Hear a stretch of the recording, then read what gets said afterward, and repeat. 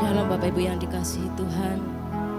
Pada saat pagi hari ini kita kembali memuji dan membesarkan akan nama Tuhan. Kita akan mulai ibadah kita. Sebelum kita mulai, kita tundukkan kepala, kita akan berdoa bersama-sama. Terima kasih Tuhan, kalau pada saat pagi hari ini kami masih diberikan kesehatan, kami ada sebagaimana kami ada. Ini suatu anugerah dan kemurahan yang Kau telah berikan dalam kehidupan kami. Sebelum kami melayani akan Engkau, sebelum kami memuji akan Engkau, kuduskan kami, layakkan kami Tuhan, agar apa yang kami lakukan bisa berkenan di hati-Mu, menyenangkan Engkau ya Bapa, dan menjadi berkat bagi jemaat-Mu. Kami serahkan ya Tuhan ibadah kami dari awal, pertengahan hingga akhirnya hanya di dalam nama Tuhan Yesus Kristus. Haleluya. Amin. Bapak Ibu yang dikasihi Tuhan, pada saat pagi hari ini kita bersyukur mempunyai Allah yang begitu mengasihi dalam setiap kehidupan kita. Dia tahu apa yang kita lakukan, apa yang menjadi beban berat dalam kehidupan kita. Biarlah pada saat pagi hari ini kita percaya kepada Tuhan bahwa Allah adalah Allah yang berkuasa. Biarlah kita naikkan ucapan syukur kita, pujian kita, penyembahan kita kepada Tuhan. Terima kasih Tuhan.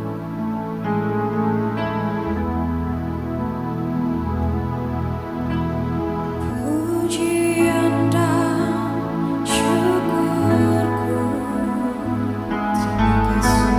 ku bawa padamu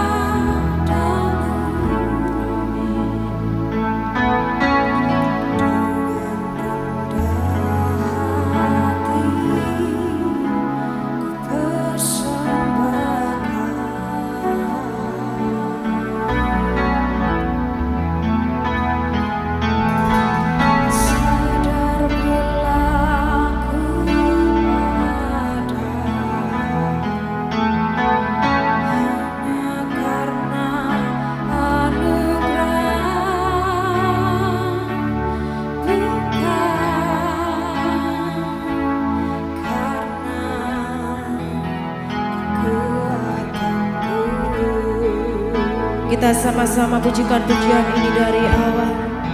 Haleluya. Pujian dan syukurku ku bawa padamu dengan rendah hati. Ku bersembahkan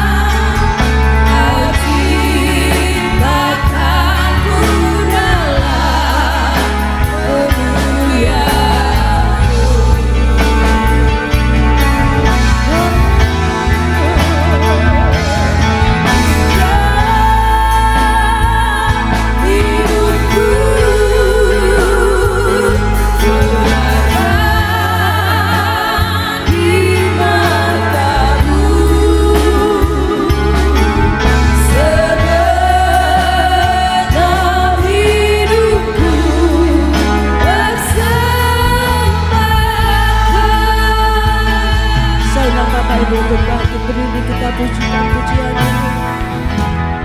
Pujian dan syukurku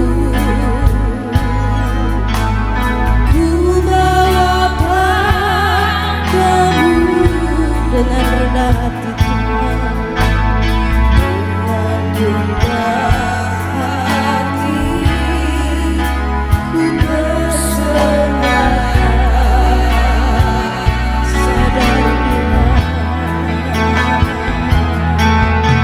sadar bila Ku ada hanya karena anugerah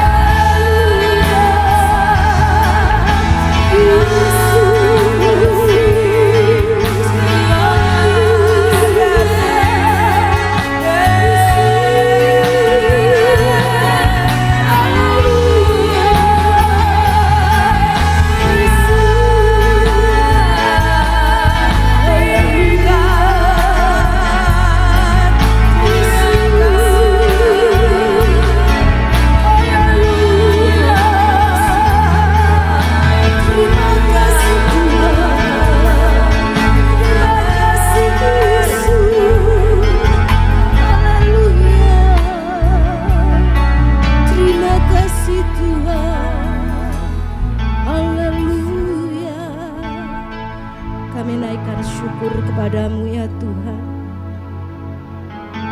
Engkau mengasihi dalam setiap kehidupan kami. Sebenarnya kami tidak layak Tuhan datang kepadamu ya Yesus, karena Engkau mengasihi kami sehingga kami berharga di mata-Mu ya Tuhan. Biarlah pada saat pagi hari ini kami naikkan syukur kami kepadamu, kami naikkan penyembahan kami kepadamu Tuhan. Perkenankan kami Tuhan. Terima kasih Yesus.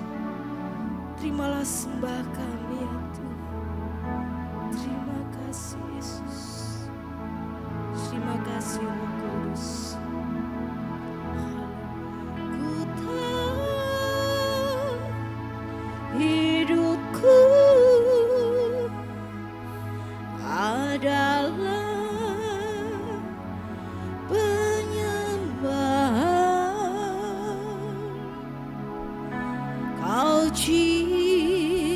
ciptakan ku dalam kemuliaan-Mu.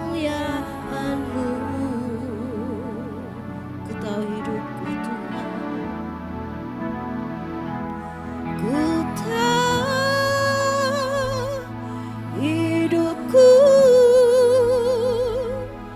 berharga di mata-Mu. Segenap hidupku persembahkan. Katakan pujian, katakan hormat kepada Tuhan. Haleluya. Ku tahu hidupku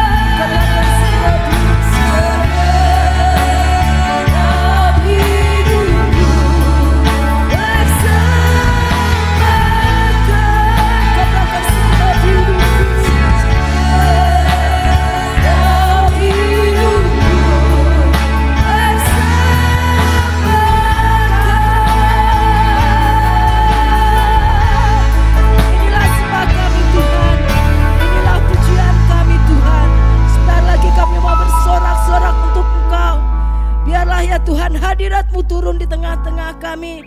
Kami merasakan hadirat-Mu, kami merasakan jamahan-Mu hadir di tengah kami ya Bapa. Biarlah yang percaya Tuhan katakan amin.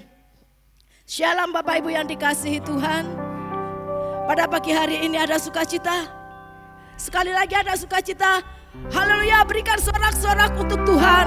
Allah kita adalah Allah yang dahsyat. Allah kita adalah Allah yang luar biasa. Haleluya.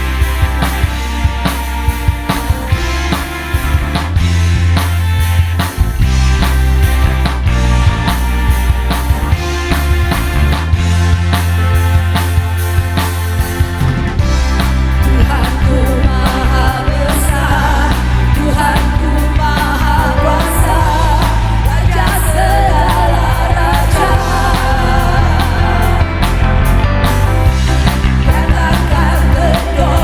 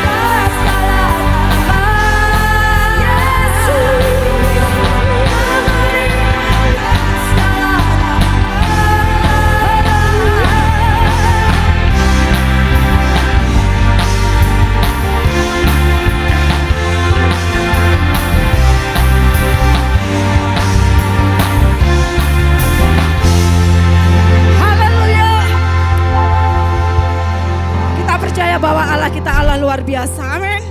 Sekali lagi berikan sorak-sorak untuk Tuhan. Allah kita adalah Allah yang dahsyat. Dia adalah sumber kekuatan dalam kehidupan kita. Amin. Haleluya.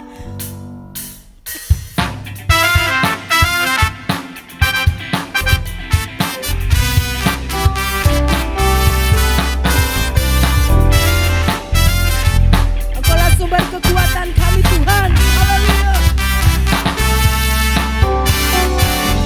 Hanya Kau milikku di surga.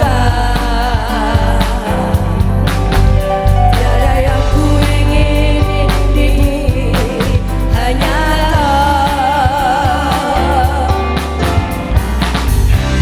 Kau ku andalkan kekuatanku, namun yang pasti Kau tetap saja Allah sumber kuatku, Allah sumber kuatku, Allah sumber kuatku dan bagianku selamanya.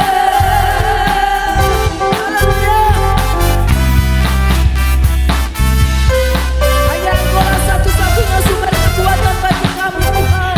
Haleluya.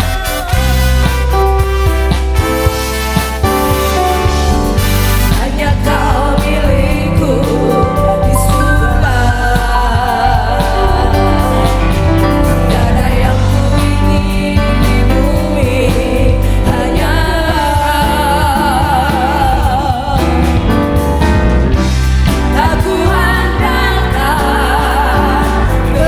kekuatanmu, namun yang pasti Kau tetap saja Allah sumber kuatku, Allah sumber kuatku, Allah sumber kuatku dan bagianku selamanya. Allah sumber kuatku, Allah sumber kuatku, Allah sumber kuatku dan bagianku selamanya. Allah sumber kuatku, Allah sumber kuatku, Allah sumber kuatku dan bagianku selamanya.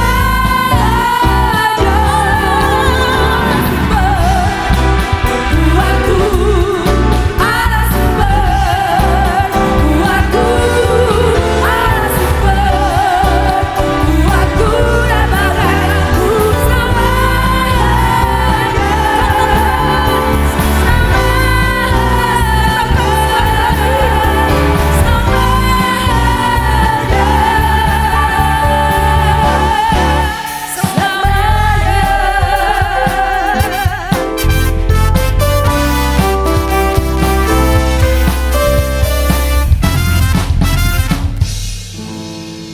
Haleluya, silakan duduk. Sebelum kita mendengarkan persembahan, mendengarkan firman Tuhan, kita akan memberikan persembahan. Kita tundukkan kepala, kita akan berdoa. Terima kasih ya Tuhan, kalau kami sudah memuji dan membesarkan akan nama Engkau. Biarlah pujian kami berkenan di hati-Mu ya Bapa. Sebentar lagi kami akan memberikan persembahan. Kuduskan kami ya Tuhan, agar persembahan kami layak di hadapan Engkau. Terima kasih Tuhan, terima kasih. Biarlah ya Tuhan kami persembahkan persembahan yang terbaik bagi Engkau, hanya di dalam nama Tuhan Yesus Kristus. Haleluya, amin. Kami persilahkan Bapak Ibu yang mau memberikan perpuluhan dan persembahan.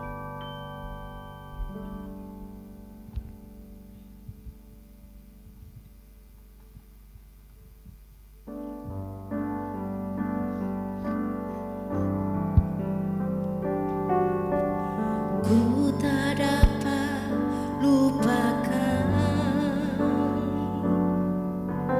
kebaikan yang ku terima.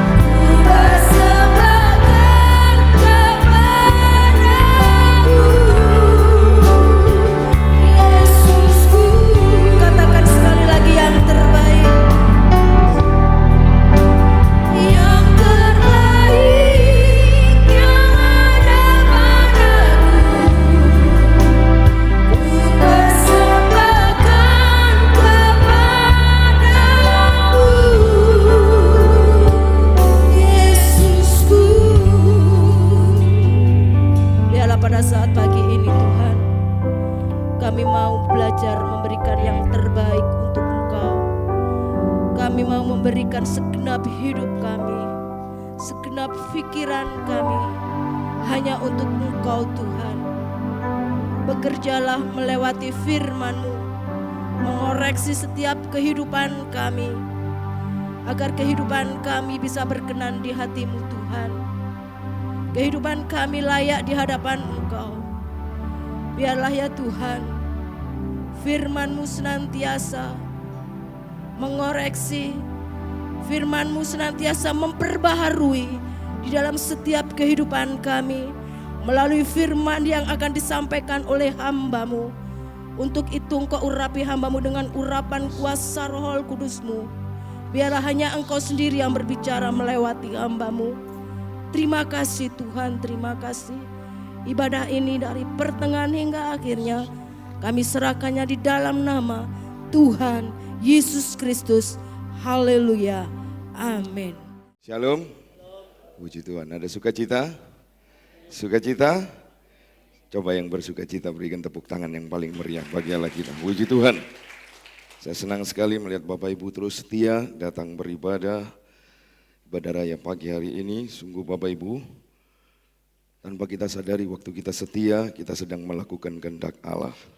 Ya, karena firman Tuhan sendiri mengajarkan kita untuk setia terus sampai mati, dan Bapak Ibu akan menikmati karunia mahkota kehidupan. Karena janji ini diberikan kepada orang yang setia, ya, setia sampai mati. Sungguh luar biasa Bapak Ibu dikasih Tuhan.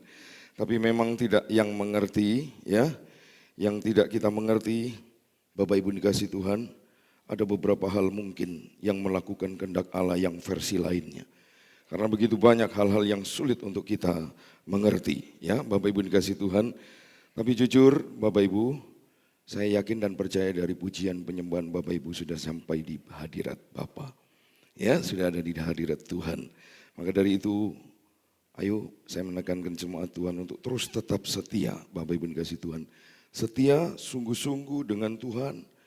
Ada rasa rindu, lapar dan haus akan Tuhan. Bapak Ibu dikasih Tuhan, percayalah.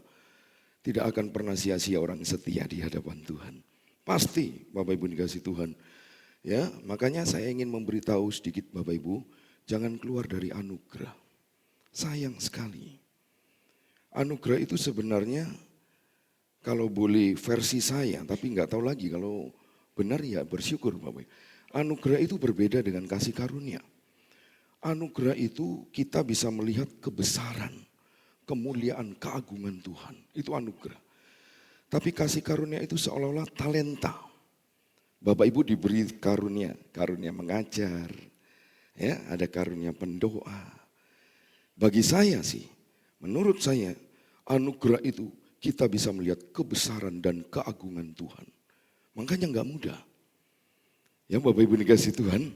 Maka dari itu saya rindu setiap firman Bapak Ibu datang, simpan baik-baik. Firman ini renungkan baik-baik Bapak Ibu.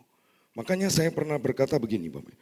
Tuhan ingin supaya kita merenungkan firman bukan sekedar untuk mendapatkan pengetahuan tentang firman.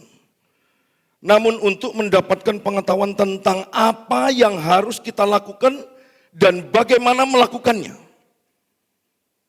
Itu pentingnya firman Bapak Ibu dikasih Tuhan. Bukan hanya cuman untuk mengetahui pengetahuan saja.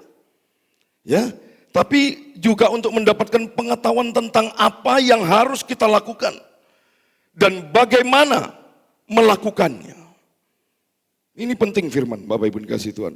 Karena kalau kita kurang paham firman Tuhan, saya mau tanya, sulit kita bisa menyenangkan Tuhan. Seperti apa menyenangkan Tuhan? Dari mana kita tahu bahwa yang kita lakukan itu adalah sesuatu yang menyenangkan hati Tuhan? Makanya menyenangkan hati Tuhan itu pun juga harus sesuai dengan firman.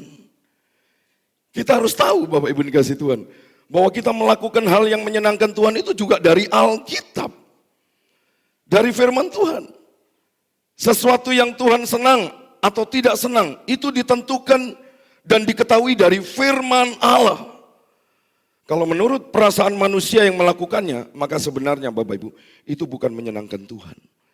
Tapi itu menyenangkan diri kita sendiri. bukan yang Tuhan senang. Karena sekali lagi mustahil Tuhan bisa senang ketika kita melanggar perintah-perintahnya.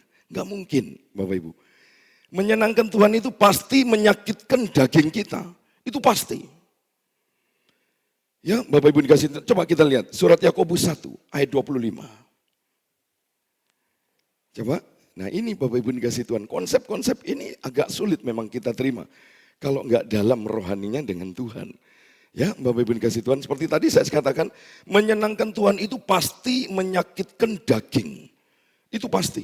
Menyenangkan Tuhan itu berarti menyalipkan daging, Bapak Ibu. Itu pasti. Coba istri saya bisa bacakan. Ya, ada mic wireless ya. Oh ada di istri saya, oke. Coba bacakan surat Yakobus 1 ayat 25. Perhatikan baik-baik Bapak Ibu.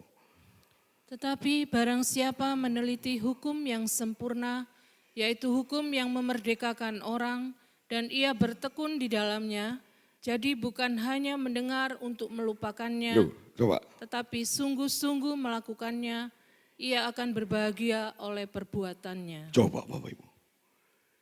Luar biasa bukan firman Tuhan? Ya. Coba perhatikan ini Bapak Ibu, saya baca ulang dari bahasa Indonesia ya sehari-hari. Dia katakan firman Tuhan berkata, hukum Allah sempurna dan mempunyai kekuatan untuk memerdekakan manusia. Jadi orang yang menyelidiki, memperhatikan kebenaran firman Allah, lalu melakukan hukum-hukum itu. Bapak Ibu perhatikan baik-baik. Kita diberkati Allah dalam setiap hal yang dilakukan kita. Makanya benar Bapak Ibu, waktu kita melakukan firman Tuhan, percayalah, yang diuntungkan justru kita.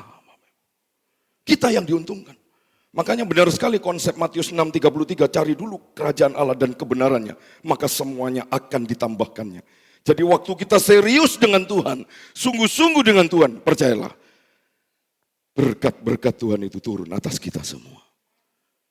Coba Bapak Ibu, perhatikan baik-baik, ini dahsyat luar biasa firman Tuhan ini. Makanya saya mau katakan begini Bapak Ibu, jangan pernah kendur dengan Tuhan karena masalah. Sekali lagi Bapak Ibu dikasih Tuhan, jangan pernah kendur dengan Tuhan karena masalah. Jangan pernah menurun dengan Tuhan oleh karena pertolongannya mungkin belum kunjung tiba. Tapi di balik itu semua percayalah, Tuhan mungkin sedang menguji kesetiaan kita. Tuhan mungkin sedang menguji atau membentuk karakter kita. Tuhan sedang menguji, mungkin juga sedang menghajar kita untuk rendah hati. Mungkin kita juga dididik untuk sabar. Masih banyak hal lain lagi yang Tuhan kerjakan lewat masalah yang kita hadapi saat-saat ini. Maka dari itu kekristenan kan saya sudah berkali-kali katakan, tetaplah bertumbuh. Jangan naik turun, stagnan, tetap saja. Mana bisa saya bisa melihat kekristenan bertumbuh? Harus bertumbuh. Bertumbuh itu bukan ekonominya, jangan salah. Nanti disangka ekonominya, selalu yang menjadi patokan kita ekonomi, itu salah. Bukan, sekali lagi bukan Bapak Ibu. Yang menjadi patokan kita, standar kita untuk kekristenan bertumbuh itu bukan ekonomi. Tapi rohani kita. Harus naik Bapak Ibu dikasih Tuhan. Bukan turun. Ya kalau fisik bisa turun karena usia tambah naik. Betul? Ya fisik pasti tambah turun. Tapi kerohanian bukan turun tapi harus tetap naik. Benar sekali yang dikatakan dalam 2 Korintus 4 ayat 16. Coba kita lihat, 2 Korintus 4 ayat 16.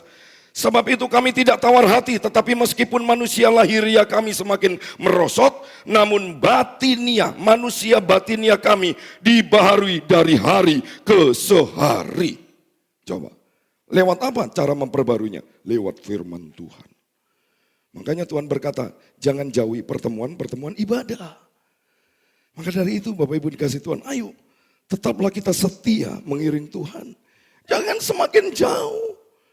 Masalah kok membuat semakin jauh. Apa ruginya? Apa untungnya juga? Kalau kita berpikir. Kalau andaikan kita kecewa dengan Tuhan.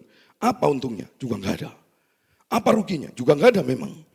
Tapi lebih beruntung kalau kita tetap safe dengan Tuhan. Jangan goyah.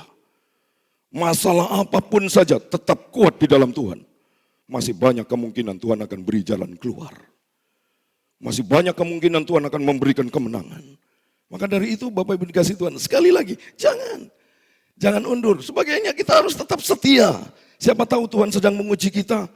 Apakah kita masih tetap tinggal di dalam Tuhan oleh karena Tuhan belum tolong? Ataukah karena Tuhan belum tolong akhirnya kita menjauh dari Tuhan? Atau kita saat-saat ini sedang memikirkan soal apa? Menata masa depan. Hei, saya katakan masa depan kita untuk di dunia ini tinggal sedikit. Mau tata apa kita? Saya mau tanya, mau ditata seperti apa? Masa depan kita di bumi ini tinggal sedikit lagi. Ada orang berkata dunia ini sudah tua. Bumi ini sudah tua. Ada kemungkinan juga. Dan saya percaya firman Allah pasti digenapi. Bahwa bumi ini akan lenyap. Tapi perkataan firman Tuhan itu tetap hidup selama-lamanya. Makanya pagi hari ini Bapak Ibu dikasih Tuhan, kita belajar untuk mendengarkan kebenaran firman Allah. Dan ini yang saya mau katakan, anugerah itu sebenarnya memisahkan kita dari dunia kepada kekekalan. Itu anugerah. Coba kita perhatikan kitab Roma. Sekarang kita lihat ya, surat Roma pasal 12 ayat 1 dan ayat 2. Ini ayat yang sering kali kita dengar. Tapi coba kita akan belajar dari ayat ini. Ini poin penting Bapak Ibu ya. Karena di dalam kekristenan sekali lagi bukan menekankan salah satu dari sifat Allah, lalu kita mengabaikan sifat-sifat Allah yang lain. Tidak begitu. Kita harus punya berpikir tentang Allah secara utuh. Banyak anak Tuhan sekali lagi, cara berpikirnya, kekristenan cara berpikirnya itu hanya cuma menekankan salah satu dari sifat Allah. Mengabaikan sifat-sifat Allah yang lain. Hati-hati loh, jangan sampai salah konsep ini Bapak Ibu. Jangan kita menekankan satu sisi dari sifat Allah, tapi melupakan sifat Allah yang lain. Makanya penting sekali pengajaran yang benar. Karena pengajaran yang benar itu akan menekankan seluruh sifat Allah secara utuh. Bukan sepenggal-penggal. Banyak yang saya dengar hanya cuma mengajarkan tentang kasih Allah, kasih Allah, kasih Allah. Lupa bahwa Allah itu maha benar. Allah itu kudus. Allah itu suci. Karena Allah maha benar, Bapak Ibu. Karena Allah maha suci dan adil. Maka dosa pasti akan mendapat hukuman. Ingat ini baik-baik. Tetapi kalau orang cuma menekankan kasih Tuhan saja, mengabaikan kesucian Allah yang lain, ini yang berbahaya. Itu sebabnya Bapak Ibu kita perlu berhati-hati dalam merenungkan firman Allah. Makanya sekali lagi saya sampai tidak ada bosan-bosannya. Selalu saya sampaikan hal ini, pentingnya pengajaran yang benar. Karena pengajaran yang benar itu, kita harus memahami sifat-sifat Allah secara utuh. Bukan isolatif. Bukan. Makanya pagi hari ini coba kita merenungkan bersama-sama. Kita mau melihat Bapak Ibu, betapa besarnya anugerah Tuhan. Tapi di dalam anugerah Tuhan yang besar ini, harus ada tanggung jawab kita juga di hadapan Tuhan. Nah ini dikerjakan oleh karunia, kasih karunia. Maka dari itu Bapak Ibu dikasih Tuhan, ayo perhatikan baik-baik kebenaran firman Tuhan pada pagi hari ini. Saya paling tidak setuju kalau cuman kita menekankan sifat Allah atau anugerah Allah mengabaikan tanggung jawab kita. Saya paling tidak suka Bapak Ibu dikasih Tuhan. Percayalah, anugerah berkali-kali saya katakan, anugerah itu memang diberikan kepada kita. Dan anugerah itu menerima kita apa adanya, betul. Anugerah menerima kita apa adanya. Tapi anugerah sendiri begitu ada pada kita, tidak akan membuat kita apa adanya. Tidak mungkin. Anugerah itu hidup loh. Anugerah itu bergerak aktif. Kalau kita cuma menekankan anugerah Allah saja mengabaikan tanggung jawab kita, ini kekristenan akan rusak. Rusak sekali. Hidup akan begitu tidak bermoral. Kemudian kekristenan menjadi murahan. Iman kekristenan dianggap rendah. Karena itu Bapak Ibu kasih Tuhan pagi ini kita akan belajar bersama-sama. Anugerah Tuhan juga harus bersama-sama dengan tanggung jawab kita. Coba kita lihat dalam kitab Roma. Roma pasal 2 ayat pertama sampai ayat yang kedua. 2 ayat saja, saya minta tolong istri saya untuk membacakan. Bapak Ibu simak ayat ini baik-baik ya.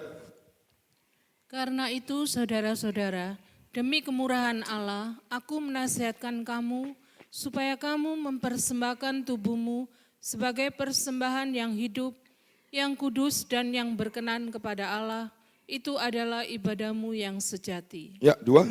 Janganlah kamu menjadi serupa dengan dunia ini, tetapi berubahlah oleh pembaruan budimu, sehingga kamu dapat membedakan manakah kehendak Allah, apa yang baik, yang berkenan kepada Allah, dan yang sempurna. Sama-sama katakan, amin. Tuhan Yesus memberkati kita semua. Bapak Ibu, kita tahu Bapak Ibu dikasih Tuhan, betapa besar anugerah Allah dalam hidup kita.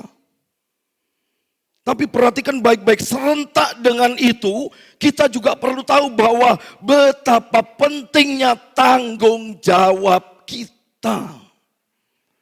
Setelah kita menerima anugerah, tapi anugerah ini tidak membuat kita apa adanya. Justru anugerah ini memberi kita tanggung jawab yang penting. Makanya tidak salah, beberapa bulan yang lalu, mungkin tahun yang lalu, saya pernah khotbah tentang Abraham versus Lot. Perbedaan yang sangat tajam antara Abraham dengan Lot. Abraham itu selalu memandang ke atas. Abraham itu selalu melihat yang tak terlihat. Sedangkan Lot selalu memandang ke bawah. Hal materi saja. Makanya aneh saya, tolak ukur kekristenan itu selalu yang menjadi dasar adalah apa? Ekonomi. Selalu uang. Coba Bapak Ibu perhatikan baik-baik. Selalu ujung-ujungnya duit. Ingat waktu saya khotbah tentang Abraham versus Lot? Abraham itu menerima anugerah Allah. Makanya orang yang menerima anugerah Allah, dia selalu memandangnya ke atas. Karena anugerahnya yang membawa dia selalu melihat tak terlihat. Anugerah itu begitu. Makanya saya kan bilang, anugerah itu dari Tuhan. Makanya sudut pandang kita waktu kita menerima anugerah Tuhan, selalu memandang ke atas. Maksudnya apa? Lebih mengutamakan hal-hal rohani. Lebih mengutamakan apa? Yang bersifat kekal. Bukan sementara. Nah sekali lagi Bapak Ibu dikasih Tuhan, itu memang bukan usaha keras kita. Itu bukan karena kita layak, tapi itu karena anugerah Tuhan yang memampukan kita bergerak luar biasa. Maka dari itu Bapak Ibu dikasih Tuhan, sama seperti yang pernah sering saya katakan, anugerah menerima kita apa adanya. Tapi waktu anugerah itu ada pada kita, anugerah Allah tidak membiarkan kita hidup apa adanya. Karena anugerah itu dari Tuhan. Berarti yang menjadi posisi fokus kita itu hanya ke atas. Memandang hal-hal yang rohani. Bahkan saya katakan dari beberapa bulan yang lalu, anugerah itu sebenarnya Bapak Ibu, anugerah Allah itu mendidik kita. Anugerah Allah itu sebenarnya mendisiplin kita, mencambuk kita, mengajar kita, sampai semua kita serupa dengan Yesus Kristus Tuhan. Itu anugerah. Memang anugerah sekali lagi datang cuma-cuma atas kita. Tapi anugerah itu sendiri akan membawa kita berproses. Anugerah itu seharusnya membawa pertumbuhan signifikan. Bertumbuh, semakin bertumbuh. Endingnya kita semakin serupa dengan gambar Allah. Itu Bapak Ibu. Makanya Bapak Ibu dikasih Tuhan, asalkan kita terima proses Tuhan dengan rendah hati, tanpa kita sadari kita semakin dibentuk oleh Dia untuk menjadi serupa dengan gambar Allah. Maka dari itu pagi hari ini Bapak Ibu dikasih Tuhan, kita akan melihat poin yang pertama. Perhatikan baik-baik. Kita menerima anugerah itu, memang anugerah itu menerima kita apa adanya. Sekali lagi Bapak Ibu, seperti apapun keadaan kita, dengan segala kekurangan dan kelemahan kita, anugerah itu datang menghampiri kita. Dia menerima kita apa adanya. Sekarang coba kita lihat. Dari kitab Roma tadi, 12 ayat pertama. Perhatikan baik-baik, A saja. Paulus berkata begini, karena itu saudara-saudara. Bapak Ibu harus tahu. Karena itu saudara-saudara. Karena apa? Karena Paulus nggak mungkin berkata karena itu saudara-saudara. Kita nggak tahu. Loh karena apa? Makanya kita harus tahu Bapak Ibu dikasih Tuhan. Nah karena itu saudara-saudara, konteks dekatnya itu Bapak Ibu, kita lihat di Roma 11:36. Nah ini konteks dekatnya. Coba kita lihat Roma 11 ayat 36. Karena apa? Nah ini Bapak Ibu dikasih Tuhan. Di surat Roma pasal 11 ayat 36 berkata apa? Sebab segala sesuatu adalah apa? Dari Dia dan oleh Dia dan kepada Dia. Bagi Dialah kemuliaan sampai selama-lamanya. Lalu selanjutnya Bapak Ibu, Roma 12 ayat 1 tadi berkata, karena itu saudara-saudara, demi kemurahan Allah aku menasihatkan kamu. Kemurahan Allah yang mana? Nah, kita harus tahu, kita harus paham. Makanya berkali-kali saya katakan, saya ketat dengan teks. Coba kita kembali, surat Roma pasal 4 ayat 16. Nah ini perhatikan baik-baik. Ini Bapak Ibu dikasih Tuhan, kemurahan Allah yang ini. Ya, coba tolong istriku bacakan. Kita akan ketemu dengan kemurahan Allah yang pertama, Bapak Ibu dikasih Tuhan. Coba perhatikan. Ya, Roma pasal 4. Ya, ayat 16, coba perhatikan baik-baik.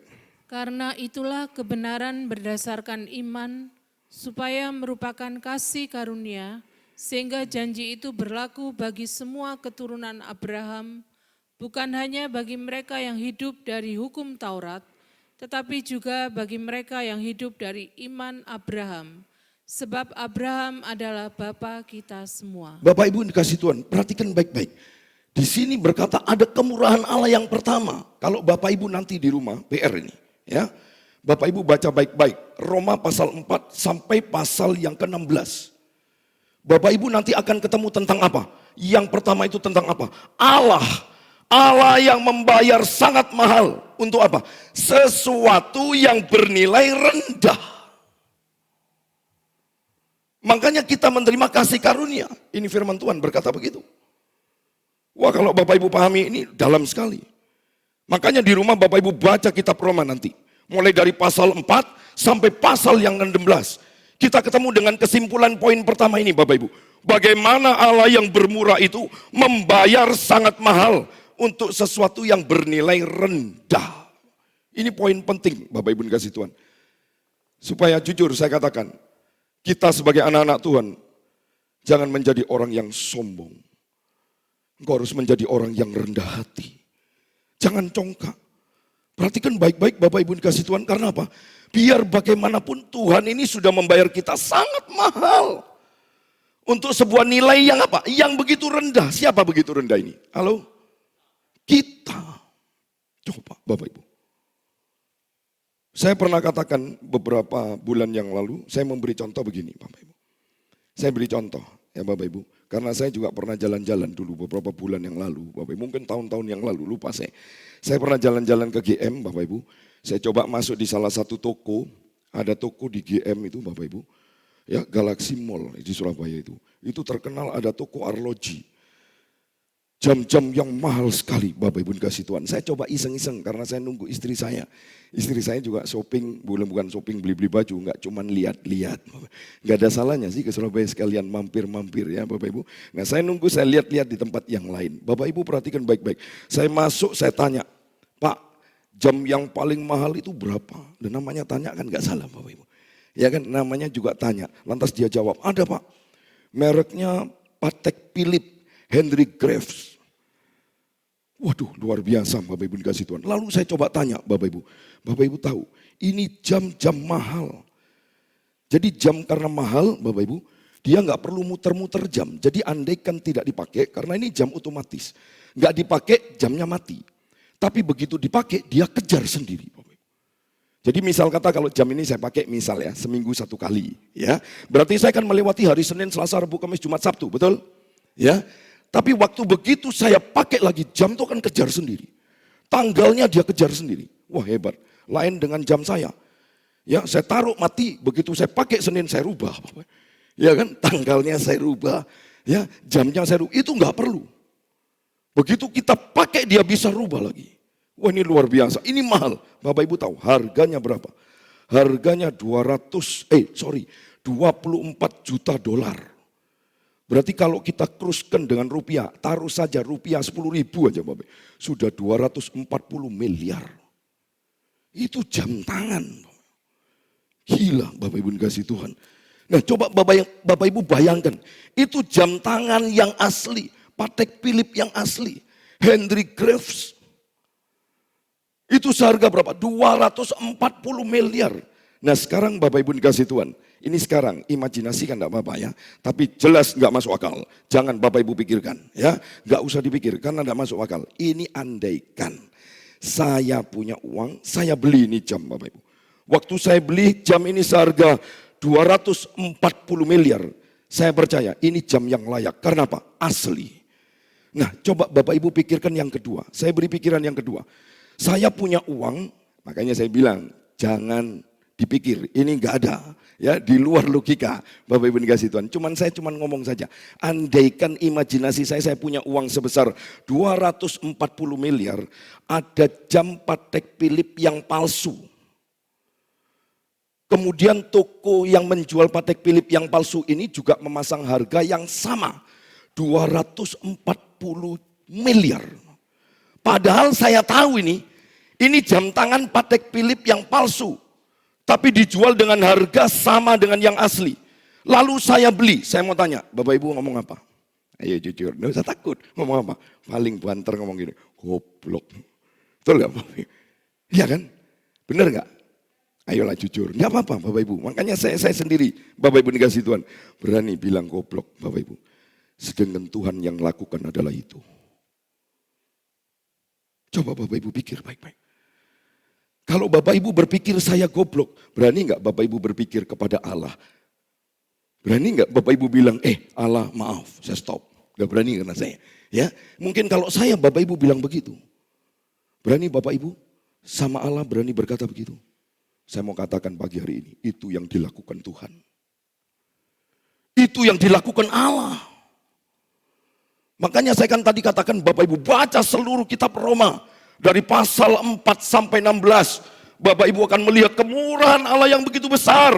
Dia membayar harga yang sangat mahal untuk sesuatu yang palsu. Untuk sesuatu yang bernilai sangat rendah. Bapak Ibu, saya mau beritahu. Bapak Ibu dan saya, itu nilai sangat rendah. Betul? Coba Bapak Ibu perhatikan baik-baik. Memang manusia sebelum jatuh ke dalam dosa, manusia itu dijadikan dengan segambar Allah. Rohnya ditaruh di dalam diri Adam. Sehingga manusia itu menjadi mulia. Tapi ketika manusia itu jatuh ke dalam dosa. Dengarkan ini baik-baik Bapak Ibu. Begitu manusia itu jatuh ke dalam dosa. Binatang haram itu lebih penting daripada manusia ciptaan Allah. Coba Bapak Ibu dikasih Tuhan. Ini luar biasa loh. Binatang haram ini lebih penting daripada apa? Manusia. Itu musibah apa? Zaman Nuh. Sampai manusia ciptaan Allah itu yang diciptakan dengan serupa dengan gambar Allah, dia musnahkan. Tapi binatang haram selamat bersama Nuh di Bahtera. Betul? Kok kayaknya Bapak Ibu nggak pernah baca Alkitab ini. Betul nggak Bapak Ibu? Halo, betul nggak? Benar kan? Manusia ditenggelamkan semua sama Tuhan. Tapi yang selamat dulu apa? Justru apa? Binatang haram, sebagian dari keluarga binatang haram. Lebih penting diselamatkan daripada apa? Manusia berdosa. Coba Bapak Ibu. Setelah manusia jatuh ke dalam dosa, rusak total. Dan semua itu bejat di hadapan Tuhan. Manusia itu bernilai rendah. Bahkan saya berani katakan lebih buruk dari binatang haram. Itulah nilai manusia. Dan tahukah Bapak Ibu? Tuhan bermurah hati membayar Bapak Ibu dan saya sangat mahal. Ini poin pertama Bapak Ibu dikasih Tuhan. Kemurahan Allah itu membayar sangat mahal untuk sesuatu yang bernilai rendah. Bapak Ibu manusia yang rendah. Tapi itulah yang dilakukan oleh Allah. Makanya firman Allah dikatakan apa? Demi kemurahan Allah, aku menasihatkan kamu. Kemurahan Allah apa? Tadi saya sudah katakan. Kemurahan yang seperti ini. Membayar Bapak Ibu dan saya ini sangat mahal. Padahal kita manusia yang sudah tidak ada nilai di hadapan Tuhan. Sangat rendah kita ini Bapak Ibu. Karena itu Bapak Ibu dikasih Tuhan, ini penting sekali Bapak Ibu. Ketika Alkitab mengatakan bahwa kita begitu berharga di mata Tuhan. Perhatikan ini baik-baik. Penilaian itu bukan datang dari kita. Ingat. Waktu firman Allah berkata apa? Betapa berharganya kamu di mata Tuhan. Penilaian itu datang dari pihak Allah. Tidak ada dari diri kita. Kita ini seperti barang palsu tadi loh Bapak Ibu. Yang saya bilang. Jual Patek Philippe yang palsu dengan harga yang sama. 240 miliar. Tapi andaikan saya punya uang, akhirnya saya beli itu. Makanya tadi saya tanya Bapak Ibu. Tentu Bapak Ibu bilang sama saya Pak, goblok sekali Pak Agem ini. Wong sudah tahu barang palsu harga sama ya dibeli saja. Bapak Ibu tahu itu yang dilakukan Allah.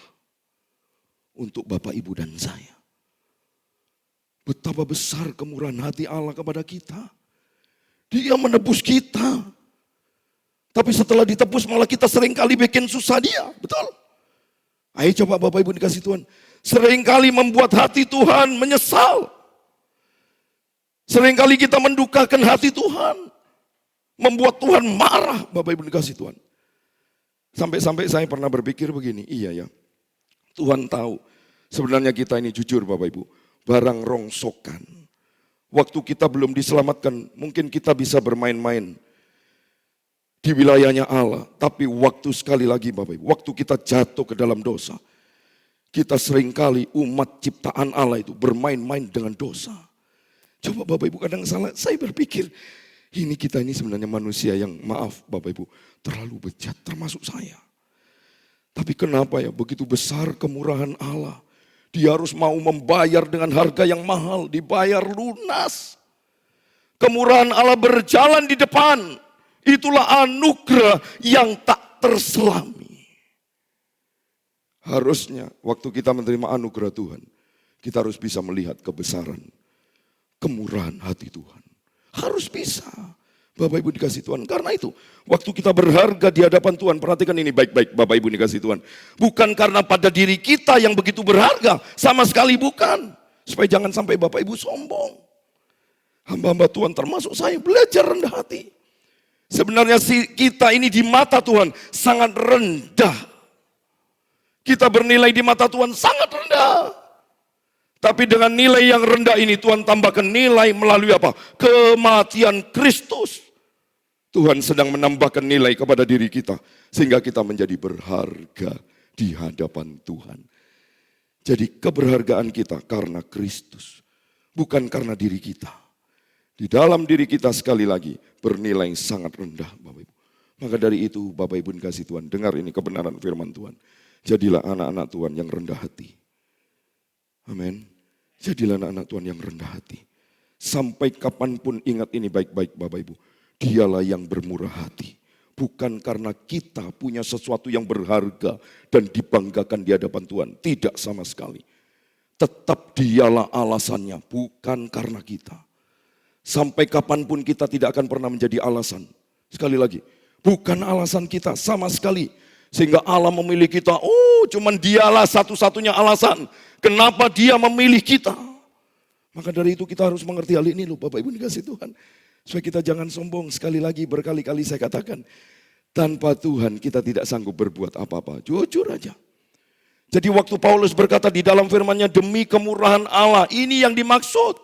Allah membayar sangat mahal untuk bernilai yang begitu rendah. Itulah kemurahan Allah. Maka dari itu Bapak Ibu dikasih Tuhan, saya mendorong kepada jemaat Tuhan di tempat ini. Jadilah orang-orang yang rendah hati. Jangan ada yang kita sombongkan. Hati-hati loh Bapak Ibu dikasih Tuhan, koreksi diri kita loh ya. Berhati-hati Bapak Ibu, kita tidak boleh sombong.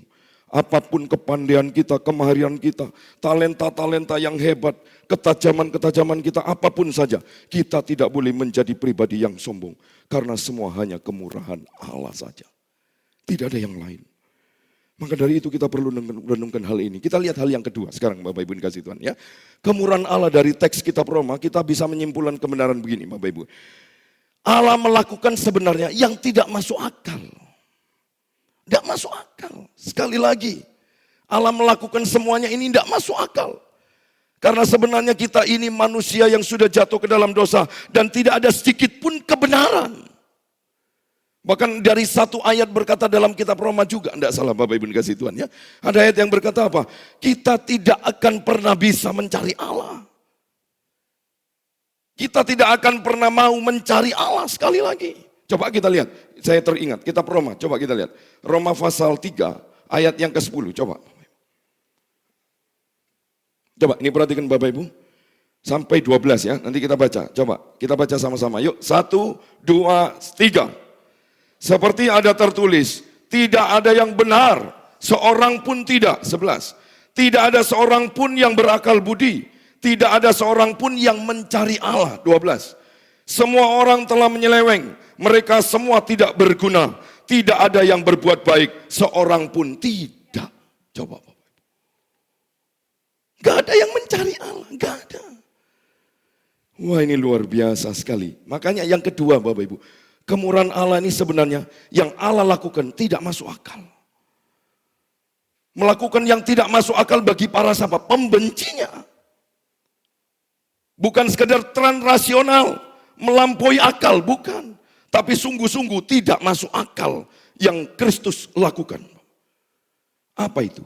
Coba Bapak Ibu perhatikan baik-baik. Merendahkan dirinya. Ini loh luar biasanya Bapak Ibu. Dari kitab Roma Bapak Ibu, kita banyak belajar dari kitab Roma. Bagaimana Allah itu karena kemurahannya yang besar, melakukan yang tidak masuk akal. Justru dia apa? Merendahkan diri. Untuk apa? Untuk orang-orang yang berdosa, yang tidak pantas, yang tidak layak. Bapak Ibu, saya mau tanya. Kalau saya merendahkan diri di hadapan presiden, itu biasa, betul? Halo? Paham ya Bapak Ibu? Coba Bapak Ibu pahami baik-baik. Renungkan hal ini baik-baik. Coba sekali lagi saya ulang. Kalau Bapak Ibu merendahkan diri di hadapan Bapak Presiden, itu biasa. Kalau saya merendahkan diri di hadapan Papi Mami almarhum, itu biasa. Bapak Ibu dikasih Tuhan. Ya, kalau saya merendahkan diri di hadapan Bapak Ibu, itu biasa. Tapi kalau saya merendahkan diri di hadapan orang yang begitu membenci saya mau tanya, apakah Bapak Ibu bisa? Ayo coba. Bapak Ibu merendahkan diri di hadapan orang yang begitu membenci saya, yang begitu menghina saya, menghancurkan seluruh kehidupan saya, dan saya tetap merendahkan diri di hadapan Tuhan. Ini tindakan yang tidak masuk akal, dan itu yang dilakukan oleh Tuhan. Coba Bapak Ibu. Betapa hebatnya Tuhan itu. Saya mudah bisa melakukan, saya mudah untuk bisa mengorbankan semua yang terbaik. Tapi ingat, untuk orang-orang yang saya cintai, betul? Mudah bagi saya. Saya akan bersedia mengorbankan apapun saja untuk orang yang saya cintai. Itu bisa istri saya, itu bisa anak-anak saya. Saya bersedia berkorban untuk mereka dan memberi yang terbaik. Tapi perhatikan baik-baik. Berkorban yang terbaik untuk orang yang paling membenci saya, itu aneh. Betul? Itu gak masuk akal. Berkorban kepada orang yang menghina saya, yang memfitnah saya, itu aneh. Tapi itu yang dilakukan Tuhan. Coba Bapak Ibu. Tidak seorang pun yang mencari Allah, sudah jelas. Tidak seorang pun yang berbuat baik, jelas.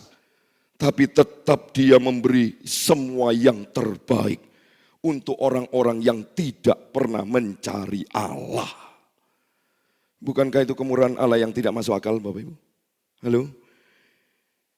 Itu sebabnya Bapak Ibu, kekristenan sungguh dia transrasional. Melampaui akal manusia, itulah kemurahan Allah. Lalu kemudian yang ketiga, Bapak Ibu dikasih Tuhan. Kemurahan Allah yang ketiga apa? Yang ketiga adalah mencintai yang tidak dia butuhkan. Benar? Coba Bapak Ibu mengimajinasi. Ini menarik sekali Bapak Ibu. Dia mencintai kita, walaupun dia tidak butuh kita. Tapi dia menginginkan kita begitu rupa. Ini dahsyatnya Bapak Ibu. Ini sungguh luar biasanya Allah kita, Bapak Ibu dikasih Tuhan. Dia mencintai kita sampai terluka. Padahal kalau kita berpikir dia nggak butuh kita. Dia butuh kita nggak Bapak Ibu? Halo? Saya tanya, dia butuh kita nggak? Tidak sama sekali Bapak Ibu dikasih Tuhan. Manusia itu kalau mencintai sesuatu, percayalah, pasti dia ada butuhnya. Ayo, coba saya mau tanya. Sudahlah Bapak Ibu dikasih Tuhan, itu sudah hukum manusia. Manusia itu kalau mencintai sesuatu, karena apa? Dia butuh, pasti. Ayo kita mau belajar jujur. Semua manusia, termasuk saya juga begitu. Kita mencintai sesuatu karena apa? Kita butuh. Bapak Ibu pernah enggak beli handphone jadul karena alasannya apa? Kasihan daripada enggak laku. Harga seperti Android enggak apa-apa saya beli. Mau enggak? Ayo saya mau tanya. Kecuali handphone ini saya butuh. Nah itu manusia, Bapak Ibu dikasih Tuhan. Makanya sampai saya memberikan contoh-contoh supaya Bapak Ibu paham. Jangankan beli handphone jadul dengan harga Android. Beli handphone jadul seharga murah saja. Kalau enggak butuh buat apa saya beli, betul? Coba Bapak Ibu. Seperti banyak orang bilang Bapak Ibu dikasih Tuhan ya.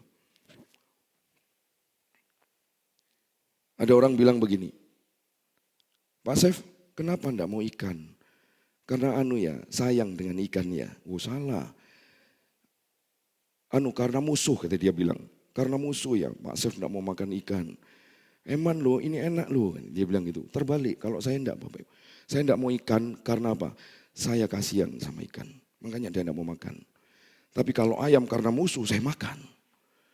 Pasti saya makan ayam, daging sapi gitu mungkin bisa saya makan. Tapi kalau ikan karena saya baik, saya kasihan dengan ikan, nggak mungkin saya makan. Bapak. Beda dengan orang, Bapak Ibu dikasih Tuhan. Nah itu singkat cerita saja ya. Kita meleset, kita keluar Bapak Ibu dikasih Tuhan. Kita kembali ke jalan yang benar. Ayo perhatikan baik-baik Bapak Ibu. Manusia itu selalu begitu. Kalau manusia itu mencintai sesuatu pasti dia butuh. Tetapi Allah mencintai Bapak Ibu dan saya yang sebenarnya dia tidak butuh. Tapi dia tetap memutuskan mencintai Bapak Ibu dan saya. Ini Allah yang luar biasa. Perhatikan baik-baik Bapak Ibu. Saya senang sekali. Makanya Bapak Ibu saya bersyukur. Harusnya Bapak Ibu bersyukur. Punya Allah yang seperti ini. Harus ada di dalam benak kita terus menerus kita renungkan. Supaya kita jangan dikit-dikit menyalahkan Tuhan. Dikit-dikit, kenapa Tuhan gak mau bantu saya? Kenapa Tuhan tutup semua jalan? Tidak bisa begitu. Perhatikan ini baik-baik Bapak Ibu. Ingat ini baik-baik. Dia memilih kita. Bukan karena kita alasannya. Tapi karena dia yang punya alasan. Dan kita tidak pernah tahu sampai detik ini. Apa itu alasannya? Makanya sampai saya buat statement kepada jemaat Tuhan GBT Kristus Hidup. Nanti kalau ketemu Tuhan serentak yuk kita tanya. Apa alasannya Tuhan engkau mencintai saya? Manusia yang sebenarnya tidak dibutuhkan. Tapi tetap Tuhan memutuskan mencintai saya. Tapi yang pasti Bapak Ibu, anugerah itu bukan hanya menghampiri kita apa adanya. Menerima kita apa adanya. Tapi anugerah yang sama tidak membiarkan kita apa adanya. Kalau Bapak Ibu menerima anugerah Tuhan, percayalah. Engkau akan sanggup melihat kebesaran Tuhan. Kemurahan Allah. Setelah itu Tuhan beri kasih karunia. Memampukan kita untuk mengerjakan keselamatan. Karena tidak mudah Bapak Ibu dikasih Tuhan. Ini perbedaan yang sangat tajam. Makanya di dalam kekristenan Bapak Ibu ini harus bertumbuh. Seperti Abraham dia bertumbuh. Bertumbuh lewat proses-proses.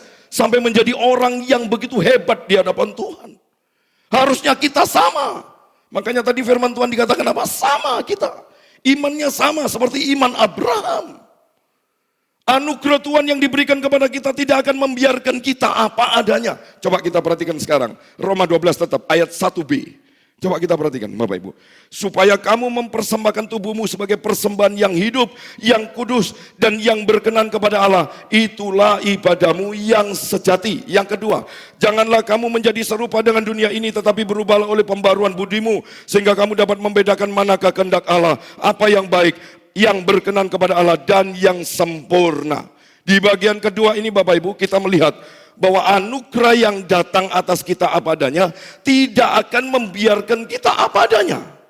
Tapi itu sekali lagi, tolong klik LCD. Tabernakel, tolong klik. Ini yang saya katakan Bapak Ibu dikasih Tuhan, dimulai dengan roh dulu.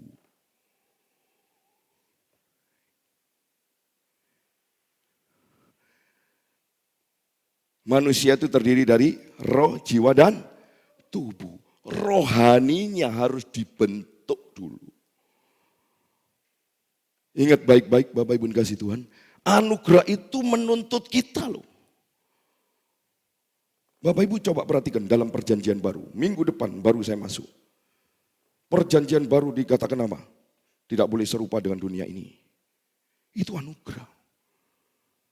Banyakan dari kita menganggapnya anugerah itu berarti apa? Ya kita beroleh anugerah karena kita nggak bisa melakukan.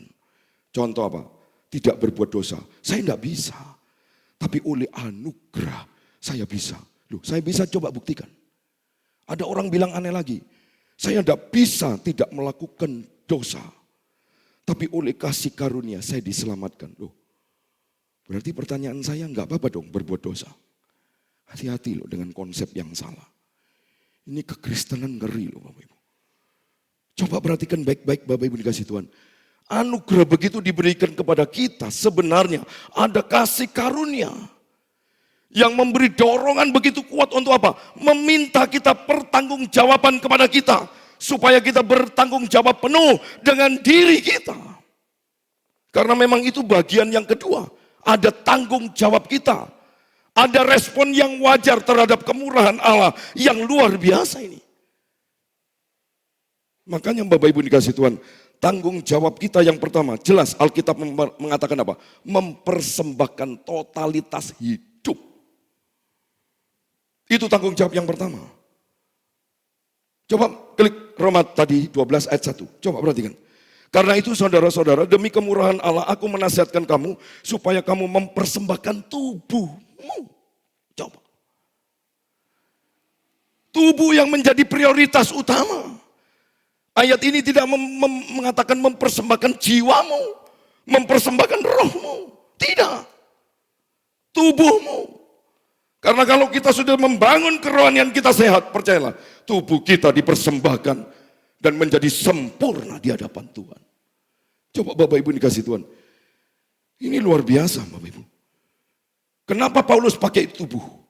Karena sebenarnya Paulus ingin mengantisipasi dosa.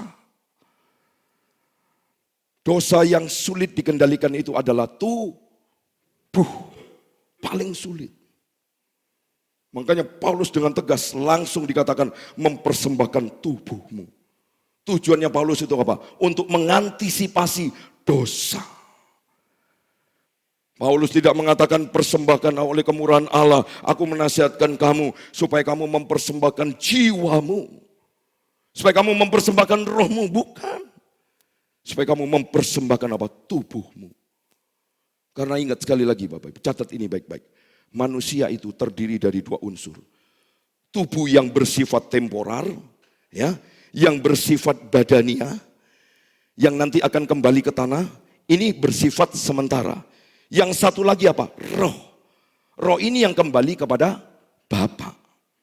Jadi manusia itu selalu begitu, terdiri dari dua unsur, dikotomi.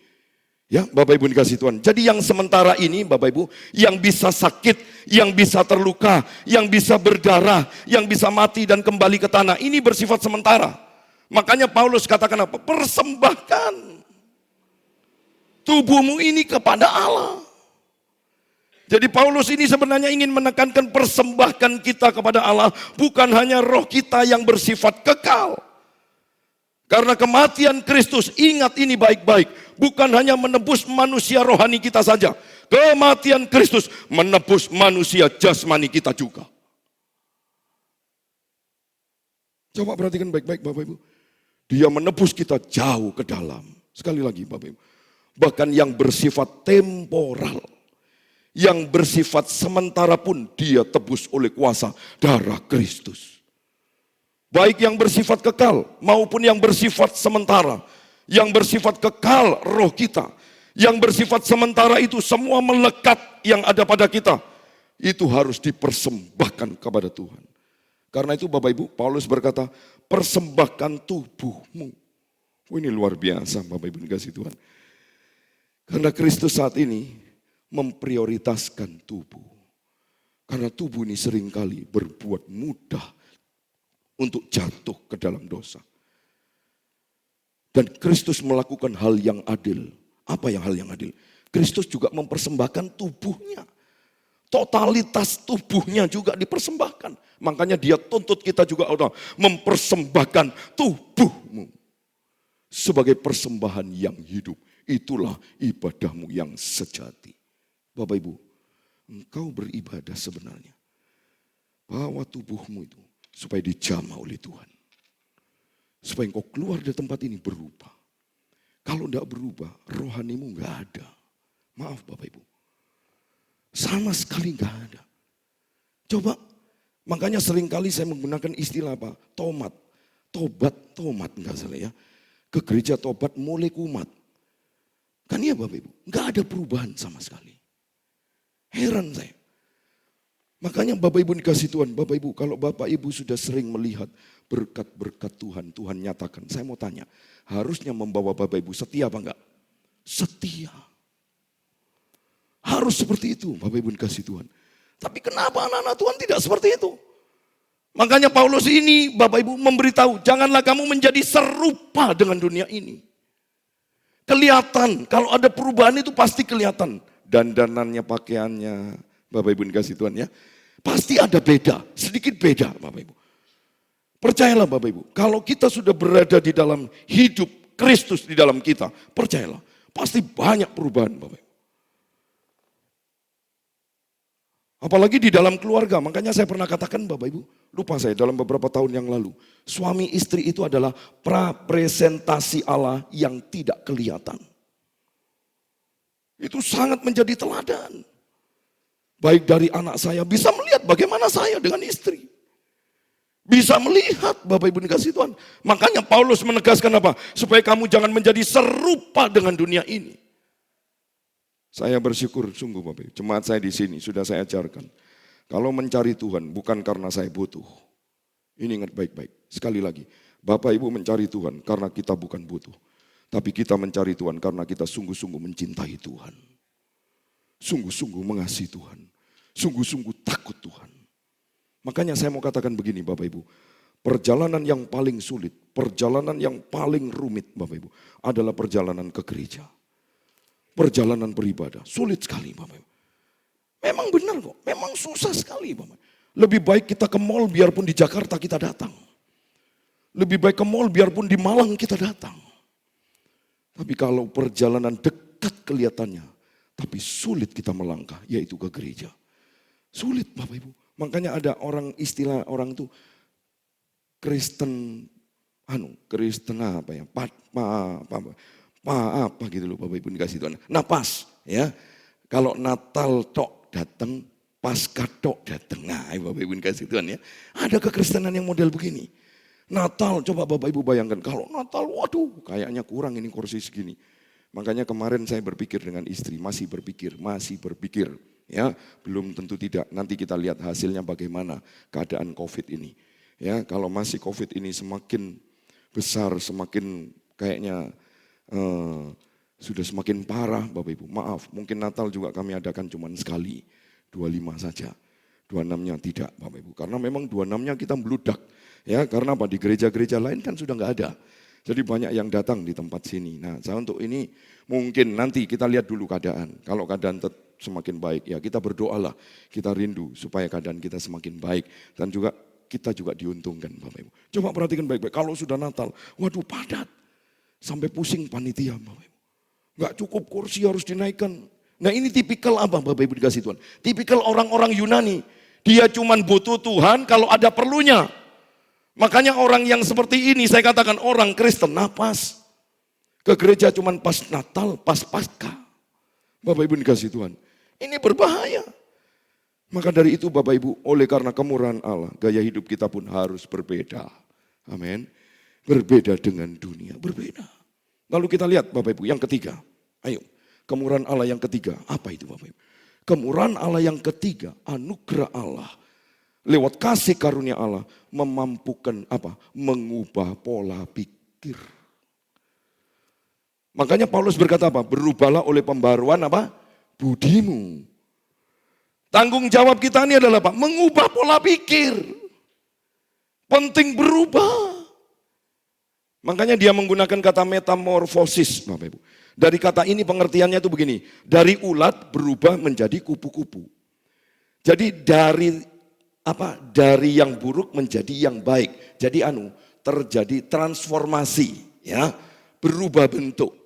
Bapak Ibu kasih Tuhan. Paulus mengatakan oleh karena kemurahan Allah, ingat ini baik-baik, kita harus mempersembahkan totalitas hidup kita kepada Allah. Itu tanggung jawab kita. Yang kedua, kita harus berubah dalam gaya hidup duniawi menjadi gaya hidup rohani. Itu yang kedua. Yang ketiga, kita berubah dalam apa? Pola pikir. Kekristenan itu harus berubah pola pikirnya. Berubah cara kita berpikir, harus mengalami apa? Transformasi. Kalau Bapak Ibu perhatikan di Alkitab ada 3 transformasi. Coba kalau Bapak Ibu perhatikan baik-baik. Yang pertama transformasi apa? Posisi. Ya. Sumber transformasi menjadi apa? Umat kepunyakan Allah. Posisi kita kan berubah. Sudah menjadi umat kepunyakan Allah. Kita ditebus karena kemurahan Allah. Itu kita ditebus, Bapak Ibu dikasih Tuhan. Lalu ada kemurahan Allah di sana. Nah, transformasi posisi itu terjadi seketika, langsung blak.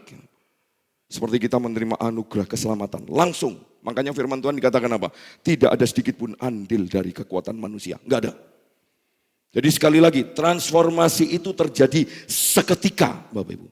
Transformasi apa? Kemurahan Allah, langsung plak. Kita posisi berubah menjadi anak-anak Allah. Diberi kuasa untuk menjadi anak-anak Allah. Oleh karena itu Bapak Ibu, kemurahan Allah ini ada namanya transformasi posisi. Terjadi dengan seketika. Tapi ada 2 transformasi yang lain yang tidak terjadi dengan seketika. Tapi terjadi oleh karena apa? Proses kehidupan. Yaitu apa? Transformasi tingkah laku dan transformasi komunitas. Seperti ya, pergaulan yang buruk merusak apa? Kebiasaan yang baik. Tubuh itu Bapak Ibu harus bersaudara, saling menguatkan, betul? Saling menghibur, saling memuji. Jadi transformasi komunitas ada di sana. Tapi yang kita mau pelajari pada pagi hari ini dari teks yang kita baca adalah transformasi apa? Tingkah laku. Perhatikan ini baik-baik Bapak Ibu. Transformasi tingkah laku ini dimulai dari apa? Perubahan pikiran. Makanya firman Tuhan dikatakan perubahan budi. Itu bahasanya Paulus. Jadi saya ingin tekankan ini Bapak Ibu kasih Tuhan. Perhatikan baik-baik. Waktu kita menerima Yesus sebagai Tuhan dan Juru Selamat, seharusnya kita sudah mengalami transformasi posisi. Tapi kita juga harus mengalami transformasi apa Bapak Ibu? Tingkah laku. Oleh karena apa? Kemurahan Allah ada pada kita. Dan tanggung jawab kita saat ini harus mengalami transformasi tingkah laku. Dimulai dari perubahan apa? Pikiran. Ini harus Bapak Ibu. Dimulai dengan pola pikir. Makanya Bapak Ibu, siapa menentukan Allah kita itu dari pola pikir kita. Perhatikan baik-baik Bapak Ibu. Semua tingkah laku kita itu wujud dari yang kita lihat.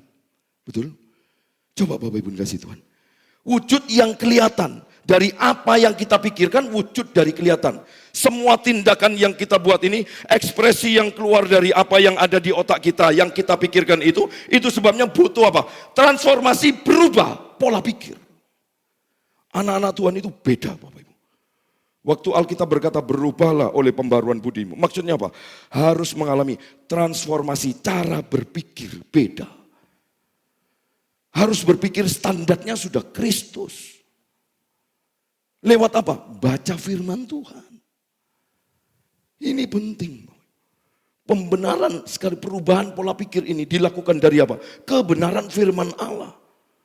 Makanya saya mau tanya, waktu Bapak Ibu baca firman Allah, sistem nilai kita berubah enggak? Saya jamin Bapak Ibu, kalau engkau baca sungguh-sungguh, merenungkan dan melakukannya, saya jamin 100% hidupmu akan berubah. Pasti akan berubah. Pola pikir kita akan berubah. Orang yang mengalami transformasi pola pikir, Alkitab berkata apa? Paulus berkata apa? Sehingga membuat dia mengerti kehendak Allah. Betul? Coba klik Bapak Ibu dikasih Tuhan. Nah ini, coba Bapak Ibu. Nah ini. Janganlah kamu menjadi serupa dengan dunia ini, tetapi berubahlah oleh apa? Pembaruan budimu, pola pikir. Sehingga apa? Waktu pola pikir kita berubah, firman Tuhan berkata apa? Kamu dapat membedakan manakah kehendak Allah. Coba. Jadi kita bisa membedakan manakah kehendak Allah dari mana? Pola pikir. Coba Bapak Ibu, berubahlah oleh pembaruan budimu. Sehingga kamu dapat membedakan manakah kehendak Allah, apa yang baik dan yang berkenan kepada Allah dan yang sempurna. Orang yang pola pikirnya berubah, percayalah, tingkah lakunya pasti mengalami perubahan. Banyak sekali perubahan Bapak Ibu dikasih Tuhan. Tapi yang terpenting waktu kita berubah pola pikir, yang terpenting adalah apa? Kita mengerti mana kehendak Allah. Ini penting Bapak Ibu dikasih Tuhan. Hati-hati loh. Kekristenan jujur saya katakan, seringkali enggak berubah. Pola pikirnya selalu itu-itu aja. Pola pikirnya selalu hal yang jasmani saja. Enggak pernah kita memikirkan bagaimana nanti hidup kekal kita di surga. Bagaimana nanti kalau kita ketemu dengan Tuhan. Ayo berubah Bapak Ibu. Saya berkali-kali ajarkan jemaat Tuhan di tempat ini. Ayo melalui dengan engkau setia kepada Tuhan. Hidupmu mulai menaruh sungguh-sungguh sama Tuhan. Mana ada perubahan. Mau ibadah sambil lalu. Tidak pernah sungguh-sungguh. Yang penting sungguh-sungguh. Kalau kita berdoa, berdoalah dengan sungguh-sungguh. Kalau kita memuji Tuhanlah dengan sungguh-sungguh. Karena percayalah Bapak Ibu dikasih Tuhan, kualitas rohani kita sangat menentukan seruan kita kepada Tuhan. Bagaimana ada banyak anak Tuhan, memang Tuhan gak bisa Pak, sulit sekali untuk menjawab. Siapa bilang? Tidak ada yang sulit kok bagi Tuhan. Asalkan Bapak Ibu bersedia saja, mau saja. Sungguh-sungguh terikat dan mengikatkan diri kita kepada Tuhan, percayalah Bapak Ibu. Tidak ada barang yang mustahil bagi Tuhan, setiap doa kita pasti didengar. Percayalah Bapak Ibu dikasih Tuhan, tidak ada satu doa pun yang tidak didengar oleh Tuhan. Tidak ada. Saya yakin dan percaya tidak ada satupun doa yang tidak didengar oleh Tuhan. Cuman karena kita kekurangan kepekaan saja. Karena fokus kita masih fokus ke bawah. Seperti Lot. Materi saja. Tidak seperti Abraham. Makanya Abraham peka. Abraham tahu. Kemarin kami sharing dengan salah satu hamba Tuhan. Dia bilang, Daud Pak. Daud itu peka. Dia tahu bagaimana menyentuh hati Tuhan. Padahal Daud kalau dilihat dari track recordnya, tidak ada sesuatu yang baik. Tapi Daud itu bisa apa? Menjamah hati Tuhan. Seolah-olah begitu. Bahasanya gitu Pak. Bahasa mudahnya itu. Daud itu mudah sekali menyentuh hati Tuhan. Di mana letak menyentuh? Mudah jatuh dia. Mudah tersungkur di hadapan Tuhan. Berarti apa? Daud itu bersifat rendah hati. Biarpun dalam kelakuannya dia, maaf sekali lagi Pak, seorang hamba Tuhan ini mengatakan gini, menjijikan Pak. Jujur menjijikan. Daud itu. Tapi sekali lagi, kenapa sampai Tuhan bilang apa? Daud ini diberkenan di hatiku. Coba. Dahsyat Pak. Karena apa? Daud ini mudah jatuh. Ayo anak-anak Tuhan di tempat ini, mudahkah kita jatuh sama Tuhan? Minta ampun sama Tuhan, terus berubah. Coba Bapak Ibu. Orang yang berubah pola pikir, dia akan tahu mana kehendak Allah, mana yang bukan. Bapak Ibu kalau sudah berubah pola pikir, hidup tuh enak. Betul nggak Bapak Ibu? Enak. Kita tahu kehendak Tuhan. Biarpun kita susah, kita menderita, tetap kita bisa bersyukur. Kita susah, kita menderita, tetap ada sukacita. Karena apa? Kita tahu kehendak Allah. Amin Bapak Ibu. Orang yang tahu kehendak Allah hidupnya tenang. Hidupnya nggak pernah bingung Bapak Ibu dikasih Tuhan. Mungkin dalam keluarga, mungkin dalam apa saja Bapak Ibu dikasih Tuhan. Kalau masih belum ada perubahan, tapi karena pola pikir kita sudah berubah, percayalah, hidup rohanimu pasti kuat. Karena apa? Pola pikir kita berubah. Karena kita tahu kehendak Allah. Kehendak Allah apa? Waktu di dalam masalah belum selesai, kita cuma bisa menjawab, Tuhan, sebenarnya Engkau sedang membentuk saya untuk menjadi serupa dengan Kristus. Makanya rohaninya tetap kokoh, Bapak Ibu kasih Tuhan. Wah ini luar biasa, kalau sampai ada anak Tuhan seperti ini, wah dahsyat Bapak Ibu. Enak sekali hidup ini. Gak pernah mengeluh dengan Tuhan, sungguh Bapak Ibu kasih Tuhan. Bapak Ibu pernah lihat saya? Biarpun di tengah-tengah pergumulan, di tengah-tengah masalah, di tengah-tengah beban berat, melihat saya, wah saya bermasalah dengan keluarga, dengan anak, dengan jemaat dan lain sebagainya. Nggak enjoy saya hidup. Saya pikir kalau saya diproses, saya bangga. Berarti Tuhan mencintai saya. Saya dibawa untuk semakin serupa dengan gambar Allah. Tenang, hidup ini jadi enjoy. Saya cukup sampai di sini Bapak Ibu dikasih Tuhan. Next nanti kita lanjutkan kembali minggu depan. Coba Bapak Ibu perhatikan baik-baik. Percayalah Bapak Ibu, dalam tabernakel ini ada gambaran kita di sana. Ada tubuh kita di sana. Makanya sebagai anak Tuhan itu jangan pernah berhenti engkau di sini. Teruslah sungguh-sungguh. Nanti Roh Kudus akan mulai tarik kita. Lebih dalam lagi. Dan ingat baik-baik, waktu kita dalam dengan Tuhan, terperinci. Nah ini Bapak Ibu, ini yang nanti saya jelaskan. Kenapa ada orang berkata begini, kenapa ya semakin dalam dengan Tuhan, kayaknya semakin sulit dunia ini untuk kita jangkau, semakin sulit.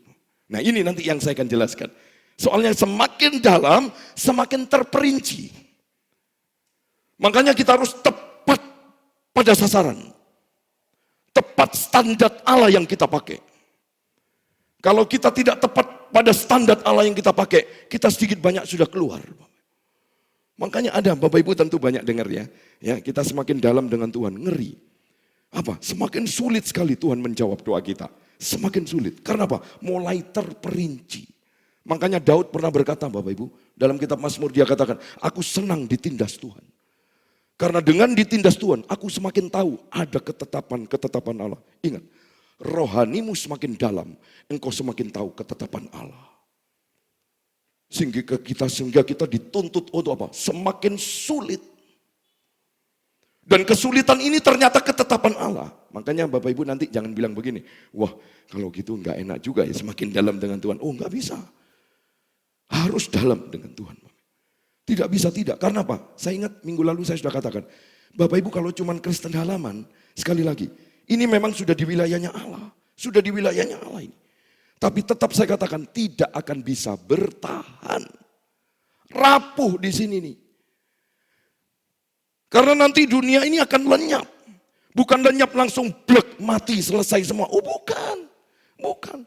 Lenyapnya selalu apa? Melewati tribulasi. Melewati penderitaan. Melewati penganiayaan. Nah di sini loh letaknya.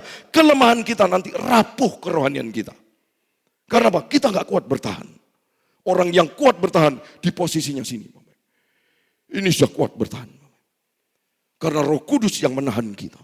Memampukan kita. Memimpin kita. Untuk kita mencapai level yang di sini. Ini di sini. Ini sudah mulai kuat. Karena apa? Roh Kudus sudah menarik kita. Menuntun kita. Memimpin kita. Wah nanti Bapak Ibu terperinci kalau sudah di sini. Mengerikan Bapak Ibu. Kekristenan itu kalau sudah melihat dari struktur tabernakel. Wah mengerikan Bapak Ibu. Dalam sekali. Terperinci sekali. Sampai Daud pun bisa berkata loh Bapak Ibu. Aku coba dibuka ya. Mazmur 119. Coba lihat Bapak Ibu.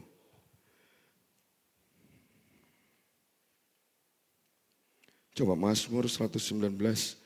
Ayat berapa lupa saya Bapak Ibu. Coba tolong Mam, lihatkan Mam. Mazmur 119 Bapak Ibu. Ayat 71 enggak salah. Coba 71.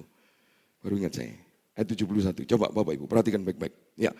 Bahwa aku tertindas itu baik bagiku. Coba Bapak Ibu tahu tindas itu hukum. Jadi Daud itu mengatakan begini, bahwa aku dihukum Tuhan itu baik bagiku. Supaya apa? Aku belajar ketetapanmu. Ini terperinci loh Bapak Ibu. Daud tidak bilang ketetapanmu itu cuma sekali. Ini ketetapanmu. Ini terperinci. Sangat detail sekali. Wah ini dalam kalau sudah menginjak di sini Bapak Ibu kasih Tuhan. Kekristenan ini akan di sini nanti. Akan masuk di sini. Saya pun juga akan dibawa Tuhan ke sini. Makanya saya tetap berada di zona nyaman. Zona nyaman apa maksudnya? Di wilayahnya Tuhan. Saya tidak pernah mau mengeluh. Bahaya bagi saya. Karena Tuhan akan bawa saya ke tempat yang di sini. Supaya aku semakin tertindas. Semakin banyak hukuman. Supaya apa? Kita belajar mengerti. Tapi ini sekali lagi. Ini sudah anugerah khusus Allah. Jadi anugerah khusus Allah membawa kita sampai di level ini. Sampai terperinci. Bapak Ibu kasih Tuhan. Ayo Bapak Ibu mau terperinci dengan Tuhan? Mau terperinci dengan Tuhan? Masih tidak semua. Ada yang takut. Tidak apa-apa. Nanti biar Roh Kudus yang akan bawa Bapak Ibu. Yang penting sekali lagi. Tolong LCD. Tabernakel. Jangan berhenti ya Bapak Ibu. Terus Bapak Ibu naik. Terus mengasihi Tuhan. Cinta Tuhan. Sungguh-sungguh. Percayalah. Roh Kudus akan bawa kita semakin naik. Semakin naik. Dan endingnya kita akan berjumpa dengan Juru Selamat kita. Yaitu Yesus Kristus Tuhan. Tutup Alkitab kita. Next nanti saya akan lanjutkan. Sungguh luar biasa Bapak Ibu dikasih Tuhan ya. Ayo kita belajar hanya 3 hal saja Bapak Ibu dikasih Tuhan. Tadi yang pertama Bapak Ibu dikasih Tuhan. Apa yang pertama Bapak Ibu masih ingat? Tadi catatan saya yang pertama Paulus mengatakan apa? Mempersembahkan totalitas hidup kita. Lalu yang kedua apa? Kita berubah dalam gaya hidup duniawi. Yang ketiga berubah dalam hal apa? Pola pikir. Nanti akan yang keempat dan kelima. Yaitu apa? Berkenan kepada Allah dan sempurna. Nah, sempurna ini sudah levelnya tinggi Bapak Ibu. Dalam tabernakel tadi sudah dijelaskan bahwa sempurna, coba tolong klik tadi. Ya, tabernakel Bapak Ibu tahu posisinya sudah di sini. Sempurna itu sudah di sana Bapak Ibu. Lantas ada anak Tuhan bilang, Pak, mana bisa manusia sempurna? Ayo kita belajar. Makanya saya paling setuju sekali kalau benar firman Tuhan bilang apa? Hendaklah kamu menjadi sempurna kalau Bapamu di surga sempurna. Harusnya Tuhan mengajak begitu itu ada yang menarik. Tapi kita akan belajar nanti kesempurnaan yang seperti apa. Karena ingat baik-baik, Kristus pun juga manusia dari manusia yang sejati loh. Ingat. Jadi waktu dia mengatakan begitu, sebenarnya dalam diri dia adalah apa? Manusia. Dari manusia yang sejati. Allah pun begitu. Allah pun Allah dari Allah yang sejati. Manusia yang sejati. Makanya saya berani berkata, manusia Allah yang sejati. Dan kita akan dibawa ke sana. Makanya nanti Bapak Ibu, supaya Bapak Ibu jangan sampai, makanya hati-hati dengan pola pikir kita ini hati-hati. Kadang-kadang nggak nyampe ke sana. Kita pakai paradigma manusiawi. Oh, sempurna itu seperti ini, sempurna seperti ini. Coba kita belajar. Karena Kristus pun juga menjadi manusia. Dan dari manusia yang sejati. Kita akan belajar terperinci di sana nanti Bapak. Next, Bapak Ibu datang terus. Percaya saya, ada kemurahan Allah untuk membuka kita wawasan lebih dalam lagi dengan Tuhan.